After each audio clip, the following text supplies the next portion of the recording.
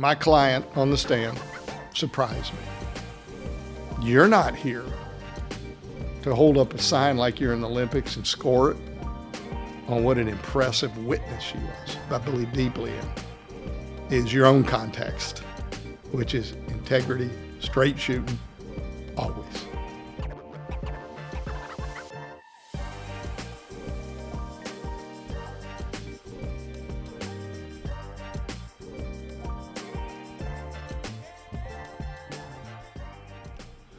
We're here with Season 3, Episode 5 of The Art of Outsmarting with Keith Mitnik. I'm Will Lewis. Today we're going to be following up on the previous episode, which dealt with how we can provide context to the defendant's arguments to show the flaws in their conclusions in relation to opening, last episode. This episode, we're going to talk about how we can provide context in relation to closing argument, and Keith will hopefully give us some tips and some practical advice for how we can ultimately frame the case and empower the jury to bring back a result that reflects the truth and not the defense's flawed conclusions. So Keith, in our last episode, we got to talk quite a bit about putting the defense's arguments in context to expose their flaws, mainly in regards to opening statement. Now I want to go to the other side of trial, to closing argument. And have this a similar discussion as to your strategies for putting the defense arguments in context, for exposing their flaws, to show the jury what the truth ultimately is. And I guess where I'd like to start is, I'll start with the problems. Is, at least for me, and I think for probably most of our viewers, trial doesn't always go the way we planned, and issues arise we didn't see coming, and whatever you want to call it, issues, problems that arise during trial. How do you address those in closing and put them into context so they don't distract from the ultimate truth of the case? Sure. It is a classic in-context opportunity. Keeping in mind, what's this all about? It's all about right conclusion versus wrong conclusions and how we can make a difference by using the tools that are available to us. We're talking about the tool for leading the jury to the right context, where we package it in a way that they're going to see we're right in spite of something went wrong during trial. And the best way to do that is to provide honest context. And as you mentioned, anybody's ever tried cases know not that they can go wrong, things do go wrong. I mean, it's a rare bird. Every now and then I say, the case went great. I'm worried we're going to get a bad verdict. Went too good. It went too good. I've actually had that happen. I had a case and this went so good and we lost for all practical, but we got a little, but not enough to be anything but a loss. So anyhow, they do go wrong most of the time, some things. Number one, if it went wrong and it's not important, then ignore it. But I'm talking about the went wrong and it matters. Because something could alter the outcome. I'll give you an example. I tried a case, it was actually Matt Morgan and I, and we had a client who we knew was going to be a star witness. We loved her. She's a straight shooter, fully expected she was going to be one of the best plaintiffs I've ever put on. And there was a lady lawyer on the other side who was picking at her a little bit, not over the top. It was, so it wasn't a man that she could bow up to, you're being rude to me. And the lady on lady was not being all that rude. Her questions were designed to make our lady look like she wasn't hurt or was exaggerating, but she was packaging them with, pretty effectively as being a legit question without being a jerk. And our lady acted as if she'd been insulted bad and got angry and got argumentative. Said, well, you keep suggesting this and this, and why do you do that? And what's the matter with you? And, you're doing it again. And we're like, where did that come from? We didn't give her the big speech about you can't argue because it wasn't who she was. She got a little of it, but not the full, some of them we have to really lay into them. It wasn't her, but it all came out. And it bothered. We both went. Everything else in the case really did go great. But that was like, wow. And so we get to close it. And at the time, I hadn't created these steps to have words attached to them, but I was intuitively knowing we got to deal with that. And it wasn't a own it, it was a put it in context. And so I spent some time, significant time, the evening before closing, and it came out this way. Pure context. My client on the stand surprised me. She was pretty combative, argumentative. Let the defense counsel get under her skin, kind of big time. And honestly, I'm watching it, going, while her implications are rude, she wasn't acting rude to her. And she's, her job is to try and create that impression. So I thought it was out of step with the questions. And honestly, I didn't show it because you can look at me and tell them I've been in a lot of courtrooms. So I know not to, go, oh my God. But inside, I honestly, when she was doing it, going, what are you doing? And I'll bet some of y'all were thinking, whoa. And I don't blame you. I said, but I was laying in bed last night worrying about it. And I knew I was having to talk to you today. And I thought I better talk about it. And something came to me. It wasn't so much how to talk to you, it was talking to myself.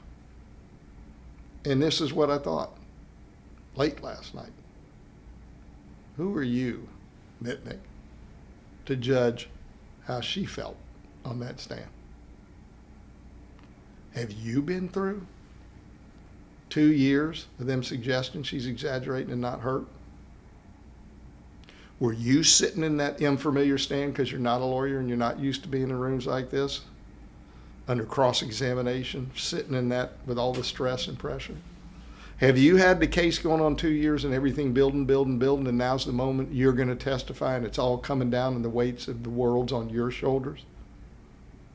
And there's a strong implication you're not shooting straight? Who am I to judge how she reacted? In fairness, under the circumstances of what really was going on. Not my view of what I wanted to happen, but from what was probably going on inside her. And so I'm not going to make excuses for her. What I am going to do is ask you to remember your job. You're not here to hold up a sign like you're in the Olympics and score it on what an impressive witness she was. You're here to judge whether or not she's hurt from this crash and how bad, and is she believable. That's it. Not do you get a 10 or a 2 in witness performance. And I want you to step back to right before cross started and ask yourself, were you thinking we proved her case? Were you think she was hurt in that crash? Were you thinking she was hurt in a permanent, significant way in that crash that's impacting her quality and enjoyment of life? And then ask yourself, did she say anything on the merits that changed it? Did she get caught telling a big fib? You said this, now you're saying something different? Did they show her surveillance that suddenly caught her in a big lie? Or did she just get frustrated and show some anger? You know what I like about, there's 2 things in particular that I really like about that, hearing it now, in retrospect. One is, it would have been so easy not to address it. It would have been so easy, they're going to get up on closing and talk about demeanor and hint at to the jury, think of the demeanor of the witnesses, were they, combative, and basically tell the jury, take that all into account.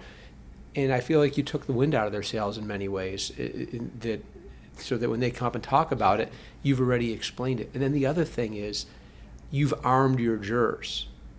The jurors, you've told those jurors, if somebody tries to make the plaintiff's demeanor or personality, because it's really not demeanor. It wasn't, it was just her way her personality came across, even though, it wasn't how she actually is. But if they're going to don't let her personality impact into the facts. And I feel like you really armed your jurors in that case. And I know, Really great. I know it's great because I know the case. And again, to the truth, because the truth it's not a popularity contest. It's not whether or not, that under pressure she acts like she normally would if she was at, Starbucks. I really, that's brilliant. I can tell you when I did it. I watched the jurors, and I watched Arms do this. Got them thinking. They needed to hear it, and they actually, I think, wanted to hear it. And they knew she was right and they were wrong, and they were being tugged to a wrong conclusion that didn't feel right. And I got them back on the path. I got them back on the righteous path, just by being honest about. I thought, hey, I'm going to tell them how I felt. I expect they probably felt. And then I didn't say shame on you. I basically said shame on me. Who am I to judge what she's feeling at that moment and how she reacted under these, and then laid the circumstances. And it goes back to something I believe deeply in, is your own context, which is integrity, straight shooting, always.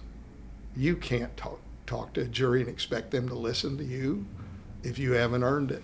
And you earn it by being straight. Not what they expected. The plaintiff's lawyer who's going to say and do whatever it takes to get paid a bunch of money, but something totally refreshing. Come in here and say, oh, that defense lawyer was abusing my poor client on the witness stand. You didn't go that route at all. It would have been a mistake. Yep. Because she wasn't really.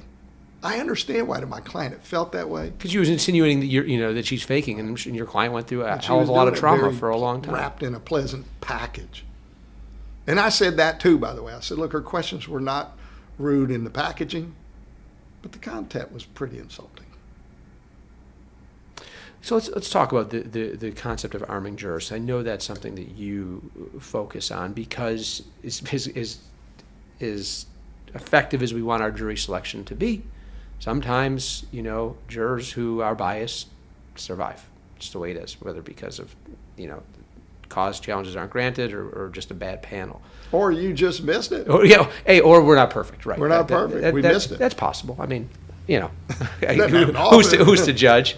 But can you talk a little bit about your strategies for arming jurors to be making the case when you may have a biased person on that panel back in that room that you can no longer talk to? Sure. I'm going to save one when we get into creating the language of your case, which is next, where I talk about strength in number.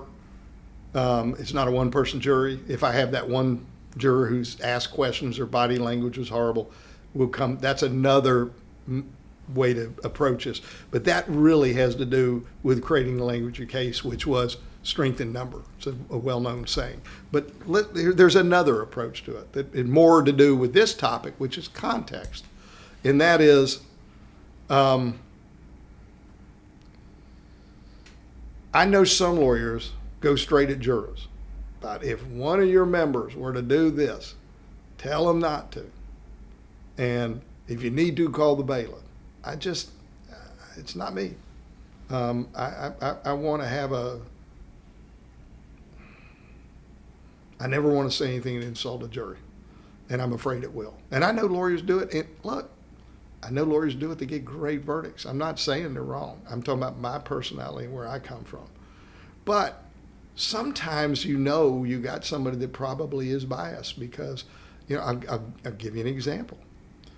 I had someone who was a data analyst. They swore up one side and down the other. They weren't biased. Our background research had good indicators. I was worried sick. It's like the engineer is going to want too much proof. First thing out of the box,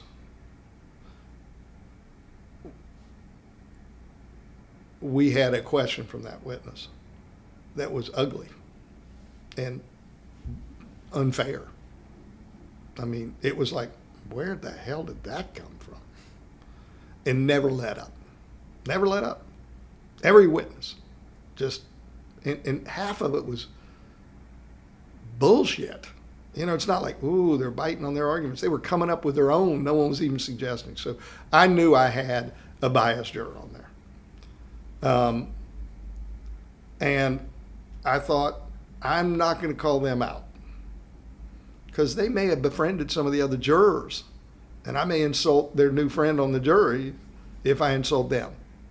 But I could not put my head in the sand, because this person was a power broker, this person was biased, this person was going to impact in a bad way, or it just matter how bad. And to have a fighting chance, I had to have a strategy. And I came up with this, and I've been using it since, even when I don't have a bad juror, just because I may have a quiet stealth. I say bad. They're not bad people. I don't really think this juror was lying to me to get on and tank it. I talked to them too much in jury selection. I just think they fooled themselves into thinking they could put it aside. They admitted to some bias. We didn't take them blindly. We took them because we were in one of them positions where we were picking our poison. So here's how it played out. My version of calling the biased juror out without really doing it. I said, in jury selection, I spent a lot of your valuable time talking about bias and how it might impact.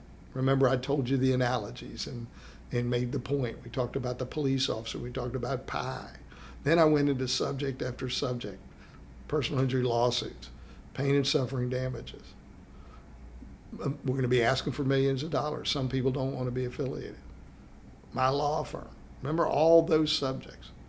And I will bet you there were a bunch of y'all sitting in those hard seats on the benches. We're thinking, is this bald-headed guy ever going to stop asking about bias? But now you have invested so much of your time and effort and concentration and caring. And I know you folks want to get it right. You don't want this to be a waste of your time. And here's what I know from spending a lifetime in courtroom. Bias blinds. Why do you think I ask all those questions? Because bias doesn't intentionally blind. It is a secret blinder. But what it does is it blinds people to the data. It corrupts and disrupts data analysis. It leads to unfair results. It leads to people putting more emphasis on things when really in context they're insignificant.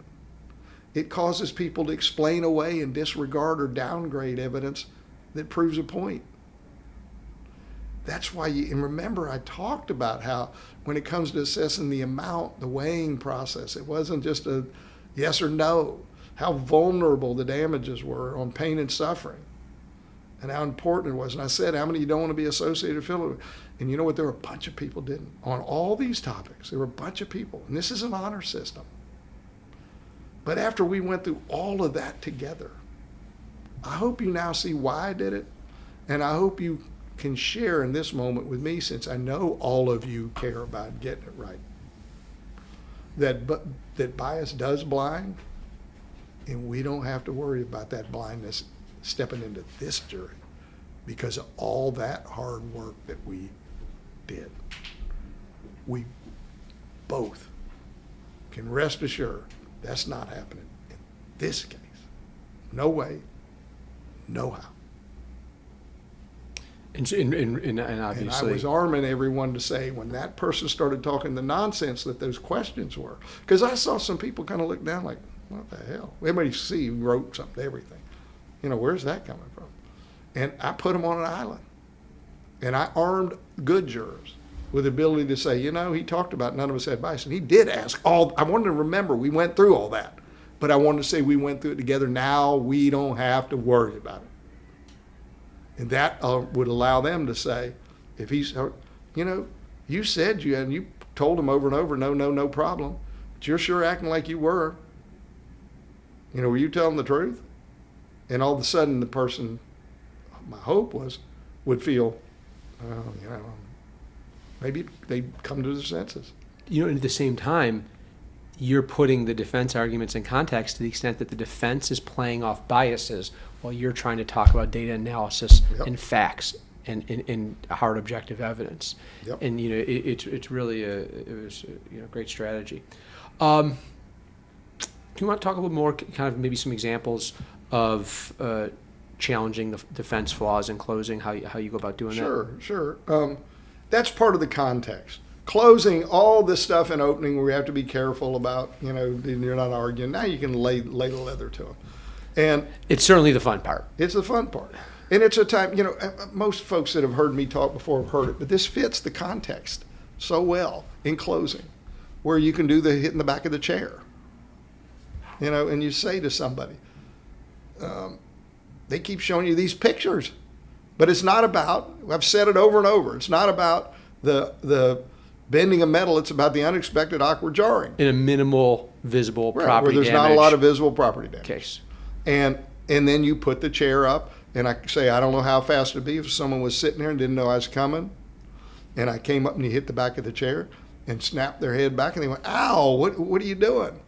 How fair would it be for me? And you turn the chair around so now the jury can see it. If I said, what are you talking about? It wouldn't hurt a flea. Didn't even leave a mark on the chair. How fair would it be? It's not about the mark on the chair. It's about that unexpected, awkward jarring that causes these kind of injuries at the hinge joint. That's why little kids on playgrounds may run up and shove their buddy and think it's funny, but grown-ups don't sneak up on one another and shove them in the back. Why? Someone's going to get hurt. Our necks aren't supple like those little kids. And suddenly, the juror has context. I try to work that in early because it's so important. How do you do that? Well, I will at least say it's not about the bending of metal. It's about the unexpected, awkward jarring. And I may say in opening, it's like if someone snuck up, grown-ups don't shove each other in the back. You can get that one out. Maybe save the chair and do the grown-ups don't shove each other in the back. Why? Someone's going to get hurt. You could hit the back of a chair and not leave a mark, but jerk somebody. You can do it quick without the full blown and come back to it. So that's a classic example of using closing to bring home one of their fatal flaws. Yeah, well, exactly. You talk about the context. They want to talk about damage to the car. You're talking about damage to the body, and again, it's our side talking about the truth while they're trying to distract and talk about something else. Well, here's an example that you don't always have this, but always look at the repair bill. I don't care how little it is. Sometimes it'll have, put it on the rack, $200. They bent the metal frame. Then you can tell the jury, look here, bent the metal frame in the car, imagine what it did to her spine. Here's another one. The striking vehicle has a bunch of damage on it. Your client doesn't. Well, you say, listen, show the striking vehicle. Look, you can't have, wouldn't hurt a flea, causing that damage. And the fact that this car, for whatever reason, the exteriors that are designed to not look hurt, looks worse than here, the same impact caused that. And the striking vehicle often will show more damage. That's not a nothing tap. Or you have a trailer hitch. The trailer hitch sticks out. And rather than no trailer hitch, and you hit square on the back and all of the forces are dispersed across the back, everything is focused on one point like a battering ram. And where do you think those forces go? Straight through the car. And who's sitting in it? My client. So it didn't tear it up because there's an extension of tungsten steel sticking out. But the forces ran through and hit my client. All of that is context that kind of fits this same thing. Now, I want to talk a little about first close versus rebuttal. And I got to ask you, what are your strategies for the final words to the jury? Yeah, obviously, it's important, and I'm interested to hear your thoughts. I know everybody does it a little differently, but I'm interested in this. This is one of these things I've amended in the last couple of years. I used to think your final words were more for you than the jury. I thought your last words are not going to change a whole week of trial, you egomaniac. But you want to finish strong so you feel good about yourself, and so you don't fizzle out at the end. It's a performance thing. You want to be pro and look good. I don't think that anymore. I now think those final words matter because I got thinking about it. Why do they feel so important to me beyond wanting to finish strong for me? Because the same thing we talked about with the bias clouds, common sense and analysis and fairness and blinds and clouds. By the way, if you don't want to go as far as blinds, bias, clouds, it may be a little softer. The same concept, when you get to the final words, you almost always, I've had 20-minute verdicts that were huge. I don't think I had any dissenters. But how many times have I had it? I can count them on one hand. They usually are, even quit verdicts an hour, which means somebody was against you. And usually it's a couple hours, so somebody was entrenched against you. So I realized I can't change that person's mind. It was made up probably at the end of openings. That's a lost cause for me, but it's not a lost cause for the verdict. Who's left that can change them? Other jurors. And someone's going to get tired and throw up the white flag so they can go home. I don't want it to be my people. I want to galvanize my people. I want to put the words on the tongues of my people to bring justice home. And I want to take the wind out of the sails of the person who wants to jump on the defense bandwagon and bring back an injustice. So they're the ones that cave in and go home early. How do we get there? You got to arm your good jurors. What's one of the things you do? You stir them up empower them. What's another thing you do? You provide them the context so they can create the context during deliberations to bring around a surrender from the ones against you. One way was bias clouds, so that you're arming them with, they can shame them. But there's another way, and that is your last words. I want my last words to be the single most important words for my favorable jurors to keep hammering on, to bring it home. You can't expect them to figure out. Lawyers struggle with figuring out what's the best way and the most important thing and how to say it succinctly. It's got to be dynamite. It's got to be sticky. It's got to be nuclear, tight, hard. Can't be rambling. So those final words matter.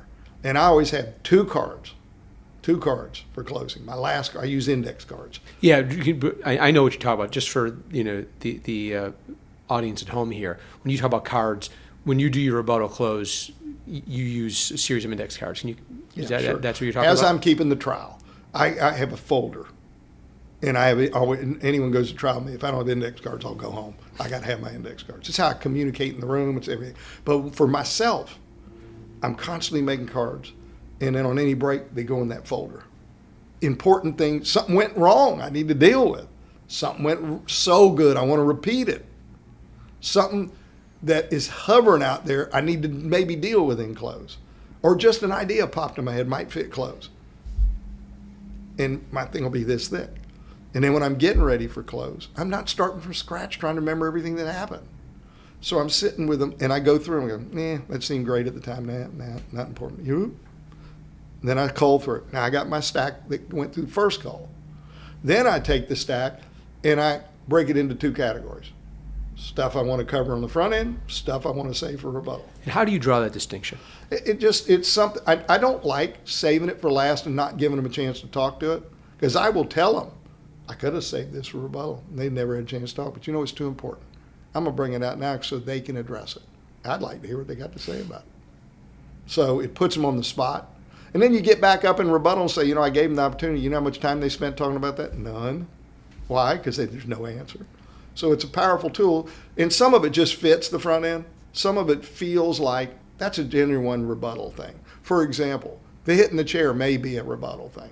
Just so they don't come up with some cute way to try and undo the thing. I just do it at the tail end. So I just decide, does it fit on and some of it's just having tried a million cases. It kind of feels right to me. But I create the stacks, and then once I've culled them all, now I've broken them in two, then I start going through and organizing them in order. most important on the top, least on the bottom, because you're never going to get through them all. Then I create 3 cards. One card is my pain and suffering damage card. And I'll put any key phrases, something I don't want to forget, maybe the math of my numbers, what's my number of hours, something. I put anything that I'm tired by. You're tired by closing. I don't want to forget it. I put that on a very simple index card with just some highlights for my damage card. I put damage at the top. Then I'll hate myself at the top. And on my hate myself, I try never to do more than 10. But I put, if I sit down after rebuttal and I go, oh my God, you left that out. The whole time they deliberate, I'm going to hate myself. I'm going to think if we lose, it's going to be because of that, and I won't be able to forgive myself. And I'm going to suffer more than usual during deliberation because I left that one out. I put it on my hate myself card. That's why I call it a hate myself card. And then I do a card, my final words, because I'm going to be too tired to try and go memory and nail it. And I now think it's not brownie points. I think it's extraordinarily important. I don't want to whiff. So I put my damage card over to the side. I put it up on my podium for close, first close. Now I know it's there. When I'm getting close in closing, I can make a pass by, look down, glance real quick. No one even knows. It reminds me of some of those little key points, bullet points and now I'm going to roll in, because now you're talking about your pain and suffering damages. You need to be locked in with the jury, not, looking at notes. It's too intimate a moment. So I've got that. The other 2 cards are my last 2 cards, always stay on the bottom of my rebuttal pile. Always stay in the bottom. I never let them move because I don't want to be hunting for them. Next to the last, I'll hate myself. Last is final words. Then everything in order here. Now, I do my closing. I do not take anything up to the podium card-wise. I may have some bigger cards. I write on these hard cards for some notes, and I may spread them around the room so I can pass by and grab them. But that I have the damage card. All the other cards, my closing cards and my rebuttal, stay at the desk. I don't take them with me. As soon as I'm done, I sit down. I start going through the front end card, and I just throw them under we sometimes bring these little expandable garbage cans. Otherwise, I'm throwing them under the table on the ground. I'm just going, did it. Put it aside. Did it. Not that important. Did it. The ones that I end up after that, and I'm listening to them, making a new note. That goes in rebuttal. New note. Now he's on to some bullshit. I don't care. I'm listening, but I'm culling. Now, I've got 4 of them I skipped out of the big one that are left, and I'm creating new ones. They're all going over here. Guess what always stays on the bottom? I hate myself in final words. Then, I got my new stack. I'm done with the front stack. Down to 1 stack, rebuttal stack. Now, when things get a little lull in the action, I start looking at them and reshuffling them. So the most important's on the top, the least important's on the bottom, with the exception of the last 2. Because you're probably never going to have time in rebuttal to get to all your cards. Then you get up in closing argument, and you start going shredding them. I pull a card up. Now, while I don't want all these cards in close rebuttal, I'm shredding their stuff. It's visual shredding. I say, they said so-and-so. Well, let me tell you what they didn't say. You heard it. I don't know whether they think you forgot it, but boom. And they also said this, boom. And they said this. Imagine, after all this evidence, they're still saying this. They're still talking about the first page of the ER record, skipping the second page. I'm not even going to do it again, but come on. Now I know, Judge, I get a reminder I'm 5 minutes out. What am I doing with 5 minutes out? I'm going real quick through those cards to see if there's something in there my pants are on fire that isn't on my hate myself. Usually it's not. Then I look at my hate myself card and I go, oh, shit, I was about to forget these 2. It happens almost every damn time. If I didn't have the card, I was going to have a hate myself moment. And then at that moment, I glance at that final words card. Now it's fresh. I can hold that no matter how tired I am for the next 3 minutes. I'm fine. And can you give us an example? Give us the 20, 30 seconds of final finish words. of the cards. Then I will say, listen, I'm out of time. I wish I had more. Hold up what's left.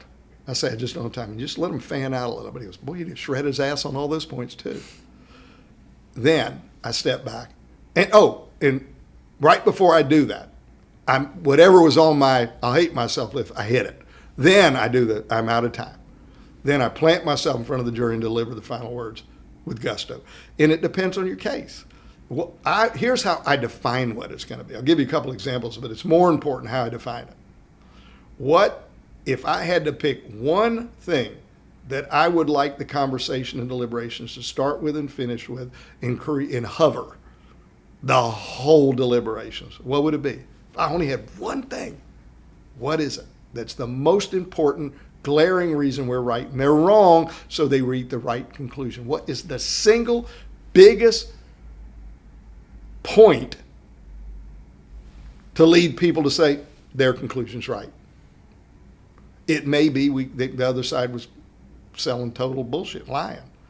I've said many times, please bring back a verdict that says the truth matters in an American courtroom. Or if it's all big coincidence, sensible sequence of events, and that's really stuck, and they've taken a beating on it.